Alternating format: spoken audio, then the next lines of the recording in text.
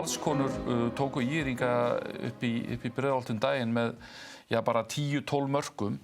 En ÍR-lið í þessum leik, þar voru með frumkvæði lengst af Þóru Rósa en þessar loka mínútur voru rosalegar. Já, þær voru bara þessi spennandi og ótrúlegar senur sem voru þarna á þessum loka mínútum.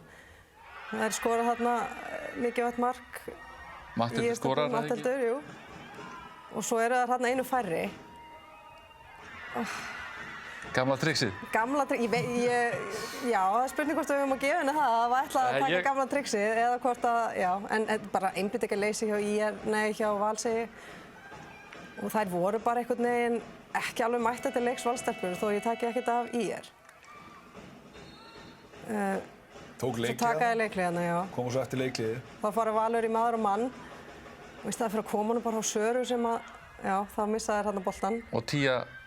Þía, vissi ég myndi kleika þig. En svo þetta atvik. Snerti boltinn höfuðið á henni? Ég held það, sko.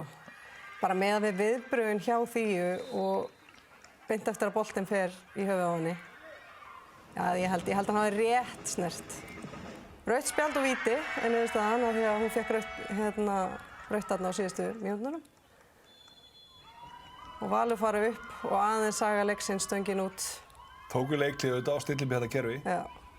Ágætis færi og Þórinn og stöngin. En þetta bara algjörlega saga Valsey í þessum leiks. Þær voru stöngin út í þessum leik og voru, það voru allir undir parið þarna.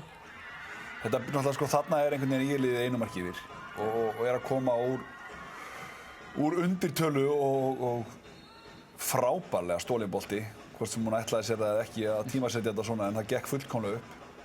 Og svo kannski reynsluleysi einmitt ÍR-ingana þarna eftir leikhlé að enda í einhverju svona stuttu spili á mjög litlu svæði. Þú vilt einhvern veginn reyna frekar að opna völlinn og reyna að dreifa frekar aðeins spilinu og vera þá bara með hættulegri mann og þetta. Sjáum þetta, hérna.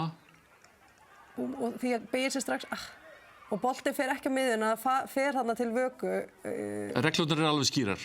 Já, þetta bara á þessum síðustu 30 sekúndum og náttúrulega bara að hlaupa þarna fyrir. Dómararnir tóku sér sko mjög langan tíma til að ákveða þetta. Þeir voru örugglega í 1,5 mínútu, fóru til eftirlitsmanns og ræddu þetta alveg í þaula.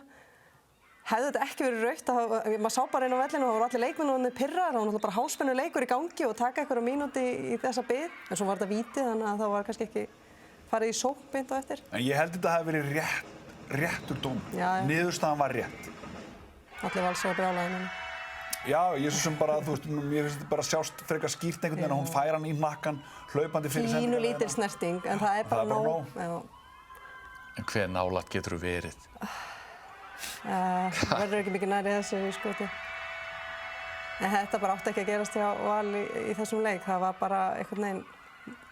Og gleðin hérna Gretari og Arnari þarna í þjálfarateyminu hjá ÍR, sko, þeir fóru beint. Þetta er sögulegu sigur. Þeir fóru beint í faðmlagi og þeir voru mjög svona nánir, fannst mér einhvern veginn á loka mínútunum. Þeir voru alltaf einhvern veginn að knúsa hvern annan og spjalla og eitthvað þarna á bekknum, þannig að það er góður andi í þessu ÍR-liði núna.